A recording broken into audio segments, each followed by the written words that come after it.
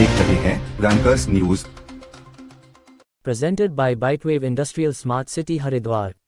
Sponsored by Goldiee मसाले।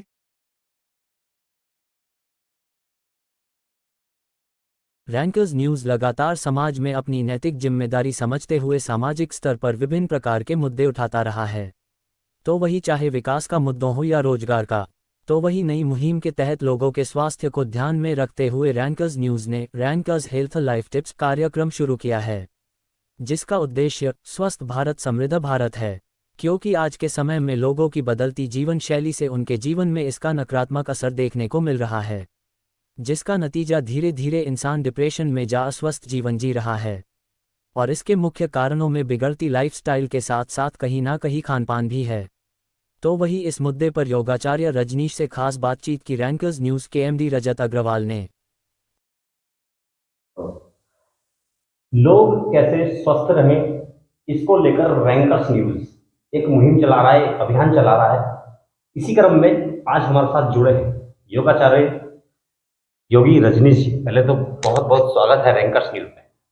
गुरु जी, लोग स्वस्थ रहे, अच्छी जीवन शैली उनकी रहे, तो क्या मूल मंत्र आप देना चाहेंगे हमारे दर्शकों को? प्रथम आपका बहुत बहुत अभिनंदन, और रैंकर्स न्यूज के जितने भी दर्शक हैं उन सबको भी बहुत बहुत अभिवादन।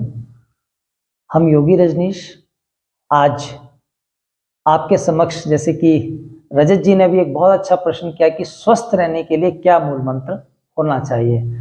आज व्यक्ति जो सबसे अधिक परेशान है वो है अपने स्वास्थ्य को लेकर के, और हमारे द्वारा योग की एक परिभाषा दी गई है, वह है कि उत्तम जीवन शैली जीने का नाम योग है।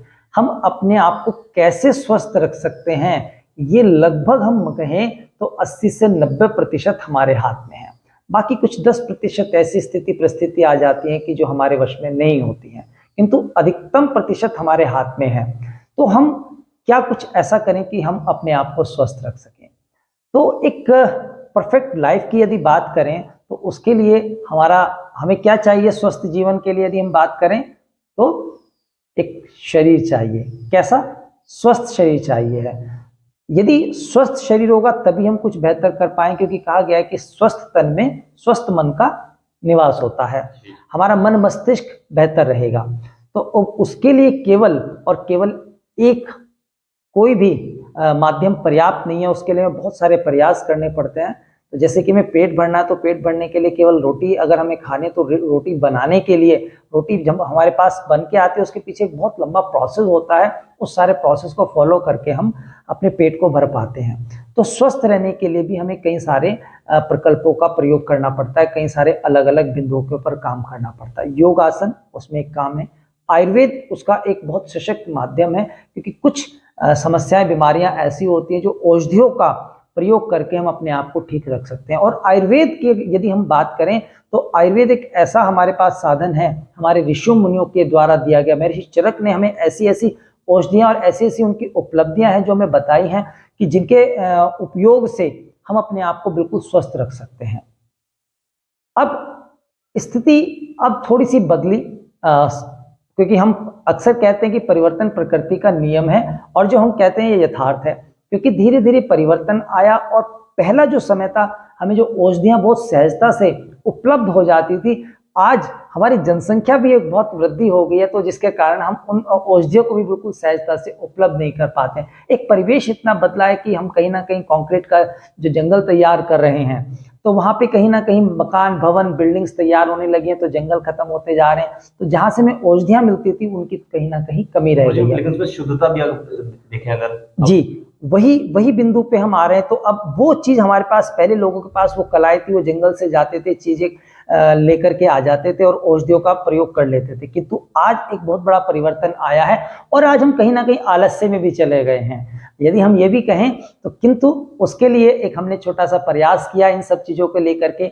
हमने एक आचमन नाम से हमने कुछ उत्पाद तैयार किए हैं। वो उत्पाद बिल्कुल हम आपको दिखाते हैं। जैसे कि आंवले के विषय में कहा गया कि आंवला अपने आप में एक ऐसा जो पदार्थ है कि जो हमेशा हर किसी को स्वास्थ्य ही प्रदान करता है। क्योंकि आपने सुना भी होगा कि बड़ों का कहा और आंवले का खाया बाद में बड़ा लाभ देता है। आंवला जब खाते तो बड़ा खट्टा सा लगता है, लेकिन बाद में वो हितकारी होता है। तो ये हमने एक आंवला की कैंडी तैयार की है। ये स्वीट और चटपटा दोनों रूप में आती है।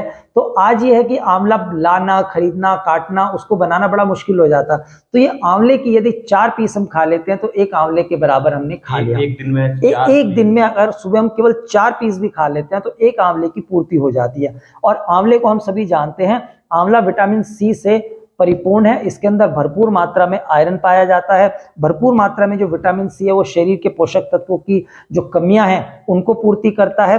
और अन्य इसी प्रकार के बहुत सारे लाभ हमें मिलते हैं और हर व्यक्ति आंवले को खा सकता है। तो भूख बढ़ाने में भी कारगर है। हाँ, बहुत अच्छी बात आपने की कि जैसे छोटे बच्चे हैं तो उनको भूख नहीं लगती है। एक तो सबसे बड़ी बात जो आपने की, उसमें एक चीज और जोड़ देते हैं, आज के बच्चों को हम कहीं ना कहीं बाहर की चॉकलेट टॉफी खिलाते हैं। अगर चॉकलेट टॉफी की वो डिमांड करते हैं, उनको एक कैंडी निकाल करके दे दीजिए, एक पीस, तो आप देखेंगे कि वो एक कैंडी जब उनको देंगे, उनकी कहीं ना कहीं जो टॉफी की, चॉकलेट की उनके अंदर क्रेविंग होती है वो पूर्ति हो जाएगी और ये लाभ भी देगा और वो हानि देती है। इसमें जो मीठा है वो ऐसा मीठा है कि वो नुकसान नहीं कर सकता। इवन डायबिटीज के पेशेंट भी यदि खा लेते हैं तो उनको नुकसान नहीं होता है। जो च्यवनप्राश हमारा होता है, आंवले से तैयार किया गया हुआ होता है, उसमें भी सेम है कि वो डायबिटिक के पेशेंट भी खा लेते हैं, क्योंकि उसमें इतनी औषधियां होती हैं, वो हार्म नहीं करता है। वैसे आजकल शुगर फ्री भी आने लगा है, लेकिन ये अपने आप में अगर इसी की प्रोडक्ट की बात करें तो ये आंवला कैंडी बहुत लाभकारी है। गुणों का खजाना है। गुणों का खजाना है। मतलब इसके छोटे से डब्बे के अंदर देखें, जो ये इतने सारे कैंडीज के पीस पड़े हैं, ये हमारे लिए गुण है। गुरुजी, एक आखिरी सवाल है, अगर आचमन जो आपका प्रोडक्ट है, ये आंवला कैंडी, आप रैंकर्स न्यूज के दर्शक लेना चाहें तो किस तरह से ये आपसे संपर्क कर सकते हैं और किस तरह से ले सकते हैं? बहुत धन्यवाद आपने ये पूछा। तो इसके लिए हमारा कनखल में हमारा अपना स्थान है, ईश्वर